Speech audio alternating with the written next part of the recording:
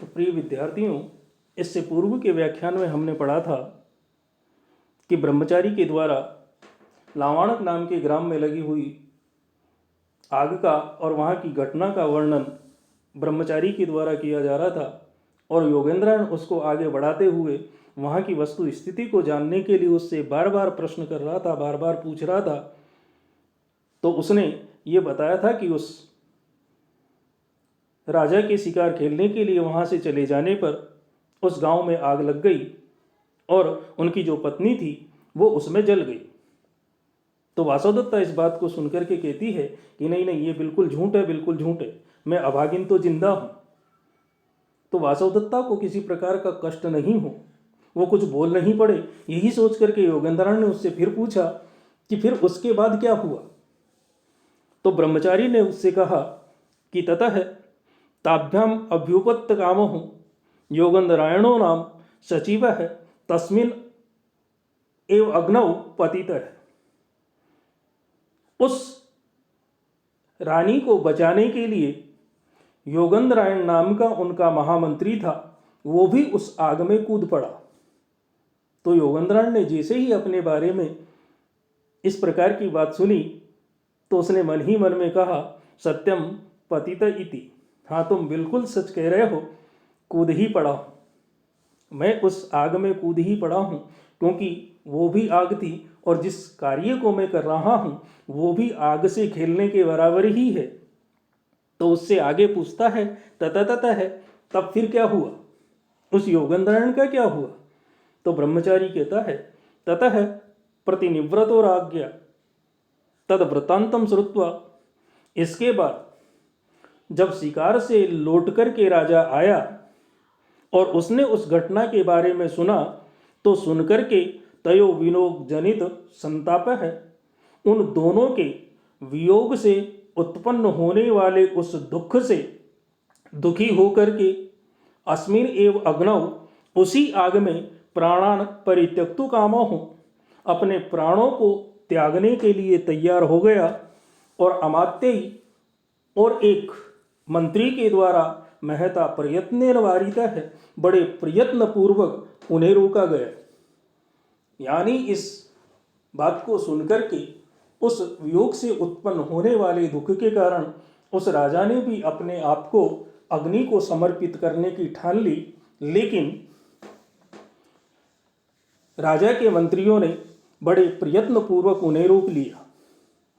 तो वासवदत्ता आत्मगतम मन ही मन कहती है कि जानामि आर्यपुत्रस्य मयि सा अनुक्रोशत्वम। हाँ, जानती हूँ आर्यपुत्र के मेरे प्रति अत्यधिक प्रेम को मैं अच्छी तरह से जानती हूँ। तो योगेंद्रायण उससे आगे पूछता है कि ततः है, फिर उसके बाद क्या हुआ।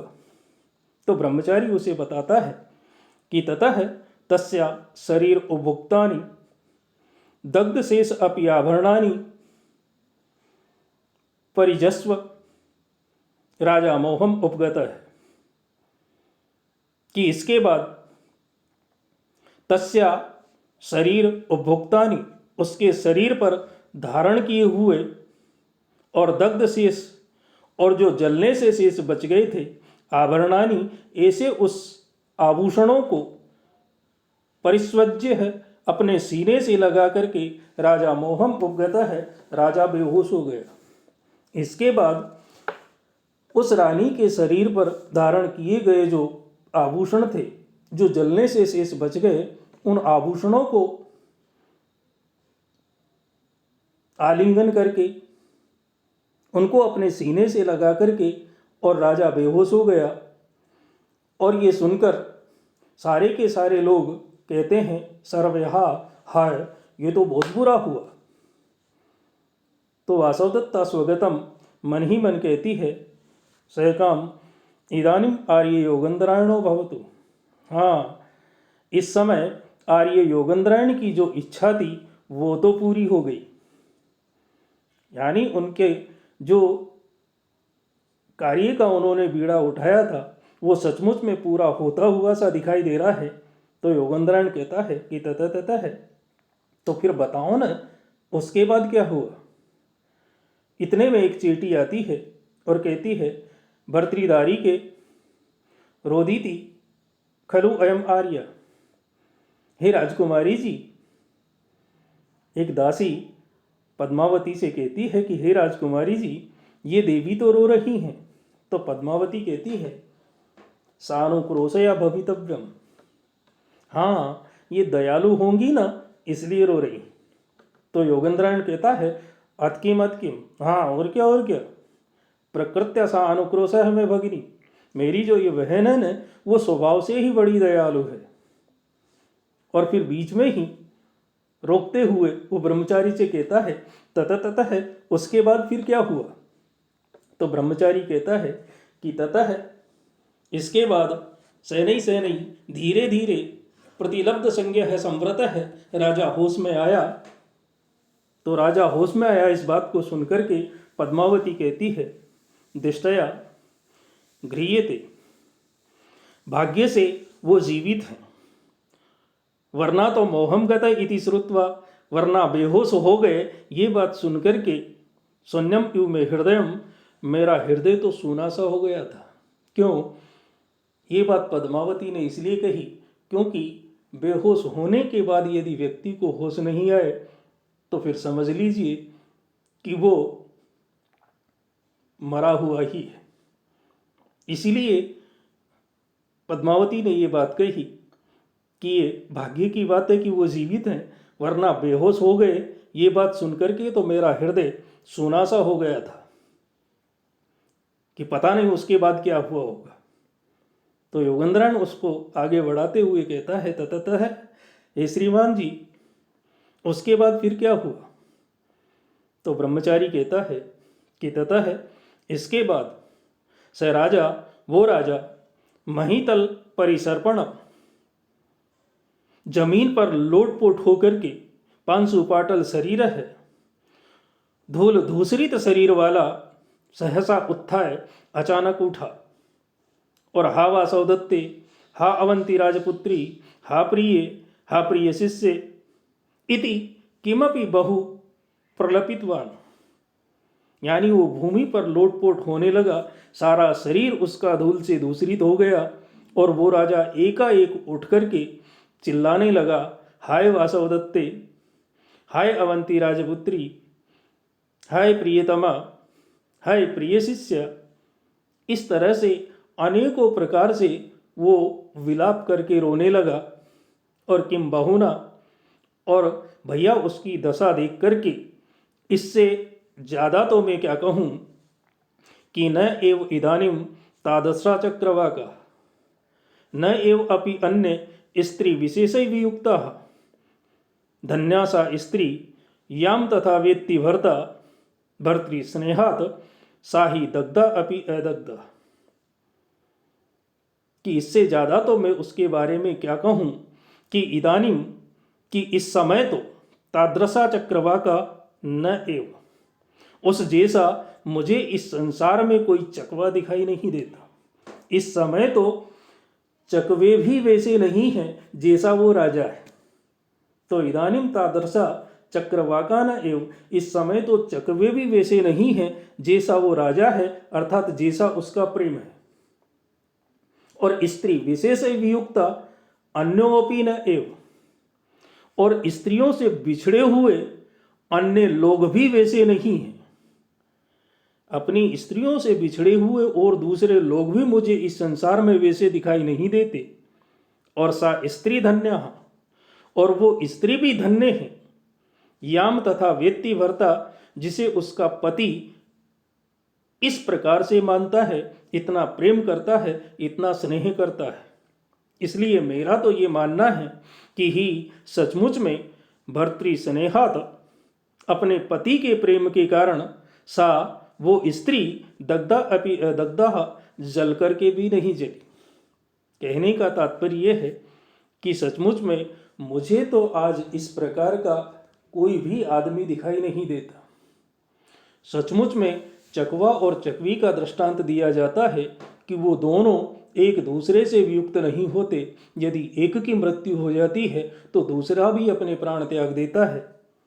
तो सचमुच में उस राजा जैसा कोई चकवा तो मुझे आज दिखाई नहीं देता।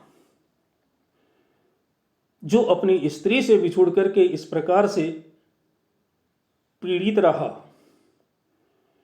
और वो स्त्री भी धन्य है जिसे उसका पति इतना चाहता है कि वो उसके लिए प्राण देने तक के लिए तैयार है।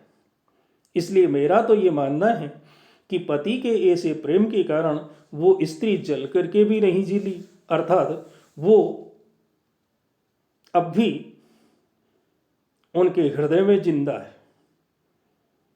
तो इस श्लोक में शालिनी नाम का छंद है, और यहाँ चकवा और चकवी आदि उपमानों को उपमेय के रूप में वर्णित किए जाने के कारण प्रतीप अलंकार है।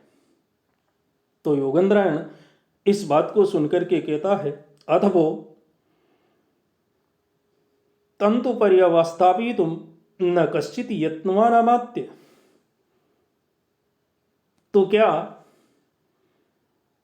उसे संभालने के लिए किसी मंत्री ने कोई प्रयास नहीं किया? योगेंद्रायण ने उससे पूछा, तो क्या उन्हें संभालने के लिए किसी मंत्री ने कोई प्रयास नहीं किया? तो ब्रह्मचारी ने कहा, अस्ति, हाँ किया न। रुम्णमानो नाम अमात्यो हो, एक रुम्णमान नाम का मंत्री है जिसने दृढ़ प्रयत्नवान, बड़े प्रयत्न के साथ तत्र भवंतम पर्यवस्थावायुतुम, राजा को होश में लाने का पूरा प्रयास किया। एक उनका रमणवान नाम का मंत्री है जिसने महाराज को होश में लाने का पूरा प्रयास किया, और उसकी तो स्थिति यहाँ तक है कि सही वो तो बेचारा अनआहारे तुल्य प्रतत रुदित क्षाम वदन है, शरीरे संस्कारम नृपति सम दुखम परिवहन, दिवा वा रात्रौ वा परिचरति यत्नै नरपतिम, नृप प्राणान सद्य तजति यदि तस्या अपि उपरम। उस बिचारे की स्थिति तो ये है उनको संभालने में कि स अनआहारे तुल्य, उस राजा के समान ही भोजन न करने पर वो भी भोजन नहीं करता। यदि राजा भोजन नहीं करता है तो बेचारा वो मंत्री भी भोजन नहीं करता, और प्रतत रुदित क्षाम वदन है, और निरंतर रोने के कारण क्षीण मुख वाला वो नरपति सम दुखम, राजा के समान ही दुखों का अनुभव करता हुआ, शरीरे संस्कारम परिवहन, शरीर के संस्कारों को अर्थात स्नान, वस्त्र, आभूषण आदि सभी को अपरिवहन धारण न करते हुए, दिवा व रात्रव व, दिन रात, रात दिन लगातार यत्न, बड़े प्रयत्न पूर्वक नरपतिम परिचरति, राजा की सेवा करता है। और स्थिति यहाँ तक है कि यदि नृप प्राणान, राजा शीघ्र ही प्राणान त्यजति, अपने प्राणों को त्याग दे, तो तस्या अपि उपरम है, तो फिर बेचारा वो मंत्री भी मर जाएगा। कहने का तात्पर्य यह है कि उनकी सेवा करने के लिए एक रुम्णवान नाम का उनका मंत्री है जो बेचारा रात दिन उनकी सेवा में लगा हुआ है, और उसकी स्थिति तो यहाँ तक है कि वो राजा के समान ही भोजन न करने पर खुद भी भोजन नहीं करता। निरंतर रूप से रोने के कारण उस राजा की तरह वो भी क्षीण मुख वाला हो गया है, और राजा के समान ही वो भी दुखों का अनुभव करता है, और इसलिए अपने स्नान आदि का भी ध्यान नहीं रखता, वस्त्र आभूषण आदि भी धारण नहीं करता। जिस तरह से राजा ने सबका त्याग कर रखा है, उसी प्रकार से उसने अपने दैनिक संस्कारों का भी त्याग कर रखा है, और रात दिन बड़े प्रयत्न पूर्वक वो राजा की सेवा करता है। और स्थिति यहाँ तक है कि यदि राजा शीघ्र ही अपने प्राणों को त्याग दे तो फिर वो मंत्री भी मर जाएगा, वो भी उसी समय अपने प्राणों को त्याग देगा। इस श्लोक में शिखरणी नामक छंद है, और दुख की वास्तविक स्थिति का वर्णन होने से, स्वाभाविक स्थिति का वर्णन होने से यहाँ स्वभावोक्ति अलंकार है। तो इस तरह से उस राजा की स्थिति इस समय बहुत बुरी है, लेकिन ये सौभाग्य की बात है कि एक रुम्णवान नाम का मंत्री उनकी देखभाल करने में ऐसा संलग्न है कि यदि राजा नहीं रहा तो शायद वो मंत्री भी नहीं रहे। तो इसके बाद क्या हुआ उसके बारे में हम अगले व्याख्यान में पढ़ेंगे। तब तक के लिए आप सभी को धन्यवाद। अगले व्याख्यान में हम आपसे फिर मिलते हैं।